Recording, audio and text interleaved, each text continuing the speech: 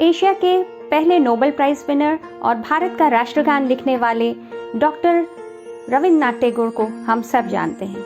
Being as an educationist उनका क्या योगदान है वो आज हम इस वीडियो में देखने जा रहे हैं, जो हर तरह के टीचिंग रिलेटेड कॉम्पिटिटिव एग्जाम्स के लिए बहुत इंपॉर्टेंट है। So without any delay let's move to the video. Visit कर सकते हैं। तो चलिए देख लेते हैं डॉक्टर रविन्द्रनाथ टैगोर का लाइफ स्पैन क्या था। ये 1861 टू 1939 था। डॉक्टर रविन्द्रनाथ टैगोर का जन्म 6 मई 1861 को कोलकाता में हुआ था और वो नवंबर 1939 में अपनी प्रसिद्ध उनकी बुक थी गीतांजलि, और उसके लिए उनको नोबेल पुरस्कार, साहित्य का नोबेल पुरस्कार भी मिला। उन्होंने स्वदेशी आंदोलन में सक्रिय भाग लिया। वो एक कवि थे, चित्रकार थे, दार्शनिक थे, संत थे, शिक्षाविद, एजुकेशनिस्ट थे और कर्मयोगी थे। 7 अगस्त 1941 को उन्होंने अंतिम सांस ली और इस तरह से हम देख सकते हैं कि रविन्द्रनाथ टैगोर जी का जो कंट्रीब्यूशन था वो कितना इम्पोर्टेंट था। अब शैक्षिक दर्शन के रूप में, एजुकेशनल फिलोसफिस्ट के रूप में उनके क्या योगदान थे, उनका क्या सोचना था, उनके क्या प्रिंसिपल्स थे, उसके बारे में थोड़ा देख लेंगे। तो सबसे पहले है हार्मोनी विथ ऑल थिंग्स। उनका मानना था सभी चीज़ों के साथ सामंजस्य बिठा के रखना चाहिए। स्टूडेंट को एजुकेशन में हार्मनी का होना बहुत ज़रूरी है। टैगोर के दर्शन का मूल सिद्धांत ही था कि सभी चीज़ों के साथ सामंजस्य बना के रखिए, हार्मनी बना के रखिए, अच्छे रिलेशन बना के रखिए, सौहार्दपूर्ण वातावरण बना के रखिए, प्रकृति के साथ सामंजस्य, मानव परिवेश के साथ सामंजस्य और अंतर्राष्ट्रीय संबंधों के साथ सामंजस्य, मीन्स इंटरनेशनली भी और हमारी सोसाइटी में भी और नेचर के साथ भी सामंजस्य बिठा के रखना उनका मेन एम था, उनकी सोच थी। दूसरी चीज़ उन्होंने बताई कि एजुकेशन में फ्रीडम का होना, स्वतंत्रता को होना बहुत ज़रूरी है। उनका विचार था कि बच्चों को स्वतंत्रता दी जानी चाहिए ताकि वे अपनी इच्छानुसार उनकी वृद्धि और विकास हो सके, अपनी इच्छा के अनुसार वो सोचे और उनकी डेवलपमेंट हो। उनका मानना था कि बच्चों में मन की स्वतंत्रता, विचार की स्वतंत्रता और इच्छा की स्वतंत्रता होने के लिए प्लेटफॉर्म देना चाहिए। सहज अभिव्यक्ति में उससे उनको मदद मिलती है, वो खुद से आत्म अभिव्यक्ति कर सकते हैं। सेल्फ एक्सप्रेशन उनमें आएगा यदि उनको फ्रीडम की भावना दी जाएगी। स्वतंत्रता के ऐसे वातावरण में प्रकृति व्यक्ति को उसके सामाजिक जीवन व्यवस्था में सफल बनाना सिखाती है। उनके लिए शिक्षा वह है जो व्यक्ति को मुक्त करती है। तो उनका यही कहना था कि एजुकेशन में फ्रीडम का होना बहुत ज़रूरी है। प्रेशर में बच्चों को हम शिक्षा का और उनके पूरे प्रॉपर पर्सनालिटी डेवलपमेंट का कहीं से भी विकास नहीं कर सकते। नेक्स्ट देख लेते हैं क्रिएटिव सेल्फ एक्सप्रेशन, रचनात्मक आत्म अभिव्यक्ति। टैगोर केवल बौद्धिक विकास, इंटेलेक्चुअल डेवलपमेंट को ही वैल्यू नहीं देते थे। उनका कहना था कि रचनात्मक क्रिएटिविटी जो है वो भी बहुत इम्पॉर्टेंट चीज़ है और उस पर भी बढ़ावा देना चाहिए। उन्होंने सुझाव दिया कि रचनात्मक आत्म अभिव्यक्ति जो है, क्रिएटिव एक्सप्रेशंस जो है, क्रिएटिव सेल्फ एक्सप्रेशन, ये बढ़ाने के लिए बच्चों में जो है ड्राइंग, क्राफ्ट, म्यूज़िक, ड्रामा, इन चीज़ों के सब्जेक्ट्स को लाना चाहिए, जिससे कि बच्चों में ये सेल्फ एक्सप्रेशन का जो ये क्रिएटिविटी है वो आ सके। स्टूडेंट्स को स्वतंत्रता का वातावरण मिलना चाहिए और साथ में इस तरह की परिस्थितियां बना के देना चाहिए कि उनकी ओरिजिनल जो क्रिएटिविटी है उसका विकास हो सके। तो नेक्स्ट हम देख लेते हैं active communication with nature and man. प्रकृति और मनुष्य के साथ सक्रिय संचार के बारे में भी उनका मानना था। वो बहुत जोर दे करके कहते थे कि शिक्षा प्रकृति की संगति में दी जानी चाहिए। मीन्स नेचर के आसपास में, नेचर के साथ यदि बच्चों को शिक्षा दी जाए तो बच्चों में मनुष्य और प्रकृति के बीच संबंध जो है वो मजबूत होने की भावना आएगी। मनुष्य और प्रकृति दोनों एक ही ईश्वर की रचना है। इससे दोनों के बीच स्वाभाविक रूप से मजबूत और आध्यात्मिक संबंध बनेंगे। तो इस तरह उन्होंने कहा कि प्रकृति में मौजूद सभी चीज़ों के बीच प्रेम और सद्भाव होना चाहिए। उनकी यही फिलॉसफिकल थॉट थी। उनका एजुकेशनल फ़िलॉसफी उनकी यही थी। आगे उन्होंने और एक इम्पॉर्टेंट चीज़ बताई, उनका क्या सोचना था, दैट वाज अंतर्राष्ट्रीयवाद। उनका कहना था कि बच्चों में अंतर्राष्ट्रीय समाज के साथ अच्छे संबंध बनाना भी उतना ही ज़रूरी है।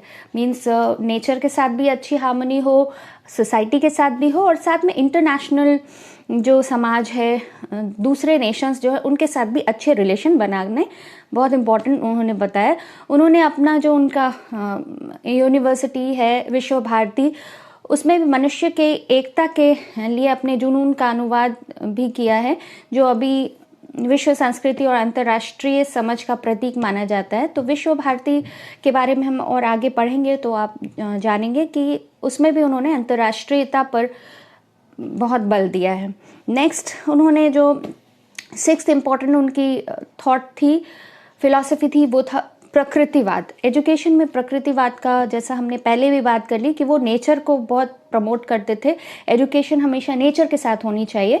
उन्होंने जोर देकर के कहा कि शिक्षा प्राकृतिक परिवेश में दी जानी चाहिए। उनका कहना था कि बच्चों का सक्रिय अवचेतन मन होता है, जो एक पेड़ की तरह अपने आसपास के वातावरण से अपना भोजन इकट्ठा करने की शक्ति रखता है।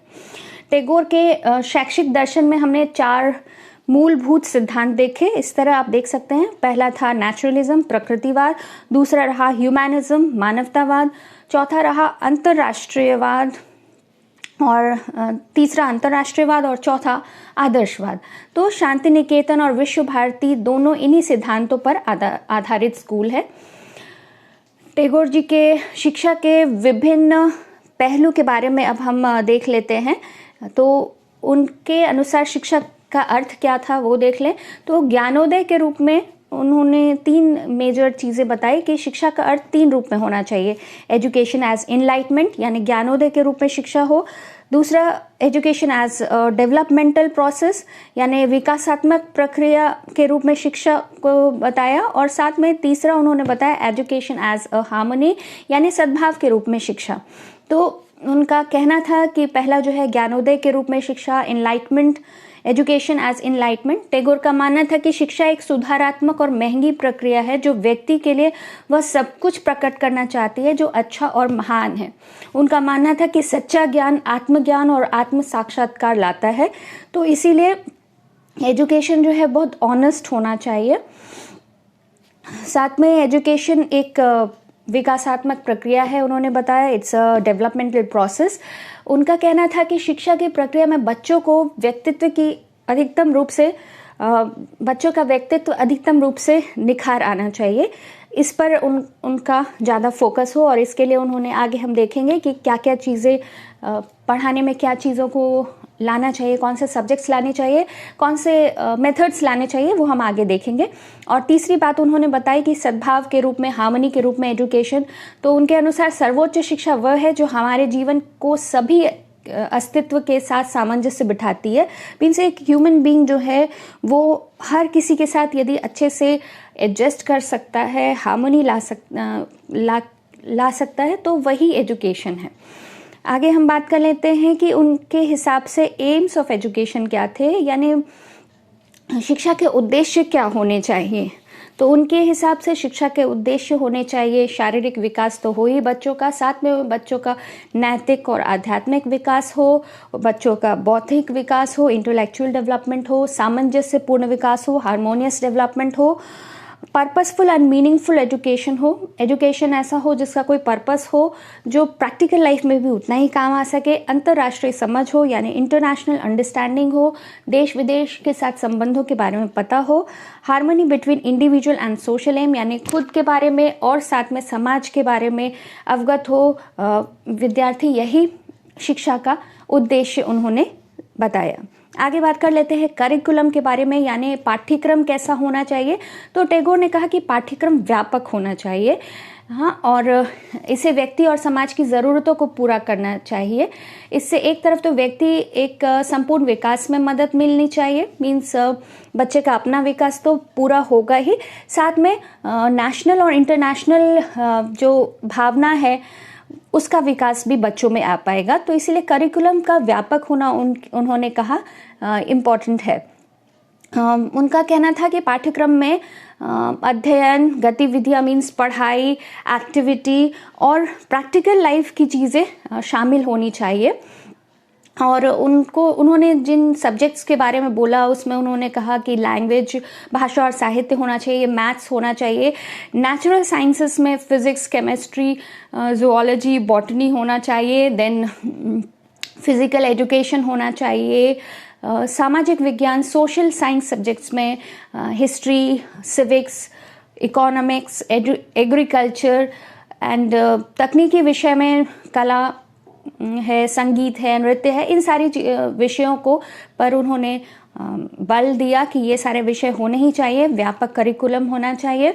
गतिविधियाँ और जो गतिविधियाँ हो, जो एक्टिविटीज़ हो, वो ऐसे हो जो बच्चे व्यवसाय के रूप में भी उसको ले सके, वोकेशनल ट्रेनिंग की तरह, जैसे नृत्य है, डांस है, ड्रामा है, म्यूज़िक है, स्पोर्ट्स है, ड्राइंग, पेंटिंग है, एग्रीकल्चर है, गार्डनिंग है, एक्सकर्शन है, रीजनल नॉलेज है, प्रैक्टिकल वर्क है, लेबोरेटरी वर्क है, देन सामाजिक सेवाएं, सोशल वर्क है। तो ये सारी चीज़ें जो है, ये सारी चीज़ इंक्लूड होने चाहिए हमारे करिकुलम में, जिससे कि बच्चे का ऑल राउंड डेवलपमेंट हो सके।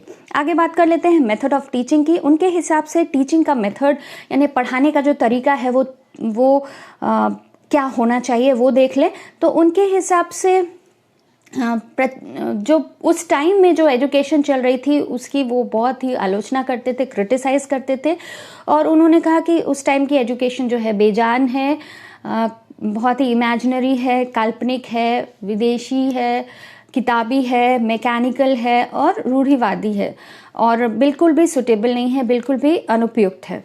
तो इसके लिए उन्होंने शिक्षण के तरीकों के बारे में बताया कि चलते चलते पढ़ाना, उन्होंने कहा टीचिंग वाइल वॉकिंग होना चाहिए, यानी कि पढ़ाना कुछ ऐसे सब्जेक्ट्स हैं जैसे हिस्ट्री, ज्योग्राफी और जितने भी सोशल सब्जेक्ट्स हैं, सोशल साइंस सब्जेक्ट्स हैं, वो ऐसे क्लासरूम में नहीं पढ़ाने चाहिए। उसके लिए भ्रमण करना, उसके लिए टूर होना चाहिए, उसके लिए घूमना फिरना, एक्सकर्शन होना चाहिए, घूम फिर करके ज़्यादा आप बच्चों को दिखा सकते हैं और तब आप शिक्षा दिला सकते हैं। तो पहली जो उन्होंने बात कही that is teaching while walking. दूसरी उन्होंने जो बात कही, दूसरी मेथड की बात की, उन्होंने कहा कि वाद विवाद और चर्चा विधि होना चाहिए, means debate and discussion method होना चाहिए। टैगोर द्वारा सुझाई गई एक विधि है ये, वाद विवाद और चर्चा विधि, डिबेट एंड डिस्कशन, जिसमें कि डिबेटिंग होना चाहिए, डिस्कशन होना चाहिए किसी भी टॉपिक के बारे में, तब बच्चे ज़्यादा से ज़्यादा उन चीज़ों के बारे में जान सकेंगे। तीसरी बात उन्होंने बताई that is learning through self experience, यानी आत्म अनुभव के माध्यम से सीखना, यानी बच्चों को ऐसा इन्वायरमेंट दे देना है जिससे कि वो खुद बहुत कुछ एक्सपीरियंस करे और तब सीखे। तो शांति निकेतन में उपयोग की जाने वाली सबसे महत्वपूर्ण विधि हम कह सकते हैं आत्म अनुभव है, जिसमें पहले छात्र करते हैं, उसके बाद वे चीज़ों को समझते हैं, मीन्स करना है, लर्निंग बाय डूइंग को उन्होंने पहले करना है और करने के बाद वो खुद सीख जाते हैं। Then next one is learning by activities, वही बात है, एक्टिविटीज़ के द्वारा, एक्टिविटी बेस्ड एजुकेशन लर्निंग पर उनका बल था, उनकी सोच थी। रविन्द्रनाथ टैगोर जी ने कहा कि बच्चे के शरीर और दिमाग के विकास के लिए गतिविधि, एक्टिविटी जो है वो बहुत इम्पॉर्टेंट रोल प्ले करती है, और इसके लिए उन्होंने जो भी कार्यक्रम प्रोग्राम्स, जो भी एजुकेशनल प्रोग्राम्स थे उसमें उन्होंने इंक्लूड किया कि पेड़ पर चढ़ना, नाटक करना, कूदना, फल तोड़ना, डांस करना, ये सारी कुछ एक्टिविटी बेस्ड एजुकेशन को उन्होंने अपने शांति निकेतन विश्व भारती जो एजुकेशन वहाँ जो देते हैं वहाँ पर उनकी यही सोच थी कि गतिविधि, एक्टिविटी बेस्ड एजुकेशन होनी चाहिए। साथ में उन्होंने कहा कि मातृभाषा के माध्यम से पढ़ाना चाहिए। मदर टंग एक ऐसा तरीका है जिसके माध्यम से बच्चे ज़्यादा खुल के अपने आप को एक्सप्रेस कर सकते हैं, कम्युनिकेट कर सकते हैं। तो मातृभाषा के माध्यम से पढ़ने से उन्हें ज़्यादा बातें समझ में आएंगी। साथ में नेक्स्ट चीज़ उन्होंने और एक बताई कि टीचिंग थ्रू प्ले, यानी खेल के माध्यम से पढ़ने से वो बच्चे ज़्यादा सीखेंगे। यदि डिसिप्लिन की बात करें तो डिसिप्लिन के माने में वो काफ़ी लिबरल थे। उनका कहना था कि सख्त और कठोर अनुशासन का सिद्धांत तो मुझे पसंद नहीं है। वो किसी भी प्रकार के सप्रेशन या दमन के पक्ष में नहीं थे। वो एक मुक्त वातावरण, मन की स्वतंत्रता, सीखने की स्वतंत्रता पर बल देते थे। शिक्षक के मन में बच्चे के प्रति, और शिक्षक को जो है वो भी बच्चे को बहुत अच्छे से माने, उसके लिए सहानुभूति और प्रेम की भाव होनी चाहिए। शिक्षक जो है वो बच्चे के लिए सहानुभूति और प्रेम की भावना रखे। वह वास्तव में बच्चे को सिखाएगा और बच्चे को सही ट्रैक पर रखेगा, और ये बच्चे को आत्म अनुशासित बनाएगा। यदि टीचर अच्छे से, प्यार से और सौहार्दपूर्ण तरीके से स्टूडेंट के साथ पेश आएगा तो बच्चा भी आत्म अनुशासित रहेगा, खुद से अनुशासित रहेगा। फोर्सफुली उसको अनुशासित रखने की ज़रूरत नहीं होगी, जो आज के टाइम में फोर्सफुली टीचर्स को रखना पड़ रहा है। बच्चे अपने से सेल्फ डिसिप्लिन नहीं हो पाते हैं। तो उनका कहना था कि हम यदि ऐसा इन्वायरमेंट देंगे कि बच्चे खुद सेल्फ डिसिप्लिन रहेंगे। शिक्षक बच्चे की शिक्षा में महत्वपूर्ण भूमिका निभाते हैं। टीचर के लिए उन्होंने यही कहा कि गुरु जो है उनसे अपेक्षा की जाती है कि वो स्टूडेंट को पूरी तरह समझे। एक अच्छा स्टूडेंट ही एक अच्छा शिक्षक बन सकता है। एक वास्तविक शिक्षक प्रेरित करने में सक्षम होता है और अपने छात्रों का मार्गदर्शन करने के लिए हमेशा तैयार रहता है। तो टीचर जो है उसको उस तरह का होना चाहिए। टैगोर ने ठीक ही कहा, जिसने अपने आप में बच्चे को खो दिया, टीचर्स के लिए उन्होंने कहा कि जिसने अपने आप में बच्चे को खो दिया है वह बच्चों को शिक्षित करने के महान कार्य के लिए बिल्कुल अयोग्य है। तो उनका कहना था कि टीचर को भी जो है बच्चों की तरह रहना चाहिए, जिससे कि वो बच्चों के साथ अच्छे से कम्युनिकेट कर सके। वो आगे कहते हैं कि एक दीपक दूसरे दीपक को तब तक नहीं जला सकता जब तक कि वह अपनी लौ को जलाता ना रहे। तो टीचर को भी लौ जला के रखना चाहिए, जिससे कि वो एनर्जाइज होना चाहिए, बहुत ही नॉलेजेबल होना चाहिए और हमेशा लर्निंग की प्रोसेस में इंक्लूड रहना चाहिए। तभी वो बच्चों को भी ज़्यादा से ज़्यादा चीज़ें सिखा पाएगा। तो यही टीचर के बारे में बात हो गई। विमेन एजुकेशन के बारे में बहुत पॉजिटिव थे टैगोर जी। टैगोर जी ने कहा कि नारी शिक्षा वो सबसे बड़े नायक माने जाते थे। शिक्षा की बिगड़ती स्थिति को देखकर उनको बहुत धक्का लगता था और उन्होंने कहा कि शिक्षा की स्थिति को सुधारने के लिए स्त्री शिक्षा को बहुत ज़्यादा उन्होंने प्रमोट किया। शिक्षा के क्षेत्र में पुरुष और महिला, लड़के और लड़कियों में कोई अंतर नहीं होना चाहिए, ये उनका मानना था। स्पिरिचुअल एंड रिलीजियस एजुकेशन की यदि बात कर लें तो टैगोर ने आध्यात्मिक और धार्मिक शिक्षा पर जोर दिया। यह मनुष्य को भगवान के साथ संवाद करने में सक्षम करेगा। यह नैतिक, आध्यात्मिक और धार्मिक शिक्षा के माध्यम से ही हो सकता है। व्यक्ति अपने सर्वश्रेष्ठ स्व को महसूस करेगा यदि वो धार्मिक और स्पिरिचुअल और रिलीजियस सोच रखेगा। तो यही उनका कहना था कि आदमी को स्पिरिचुअल, मन की संतुष्टि और आत्मा की शांति के लिए स्पिरिचुअल एंड रिलीजियस एजुकेशन पर को भी फोकस करना चाहिए। तो उन्होंने इसको भी अपने एजुकेशन में ध्यान दिया, बढ़ावा दिया। आगे बात कर लेते हैं जो उनका जो स्कूल आज भी विश्व भारती के यूनिवर्सिटी जो है, जो पहली सेंट्रल यूनिवर्सिटी है, उसके बारे में बात कर लेते हैं। शांति निकेतन उनकी एक ऐसी एजुकेशन सिस्टम है जो उनके अकॉर्डिंग, उनकी जो सोच थी उसके हिसाब से वो लेके आए। क्या है ये शांति निकेतन और विश्व भारत, थोड़ा सा देख लेते हैं जो आपके एग्जाम्स के लिए भी इम्पॉर्टेंट है। रविन्द्रनाथ टैगोर ने 22 दिसंबर 1901 को कोलकाता से 150 किलोमीटर नॉर्थ की तरफ एक बोलेपुर जगह है, वहाँ पे एक शैक्षणिक संस्थान की स्थापना की। ये शांति निकेतन कहलाई और इस स्कूल में प्राचीन भारत के गुरुकुल की तरह आश्रम की पवित्रता थी।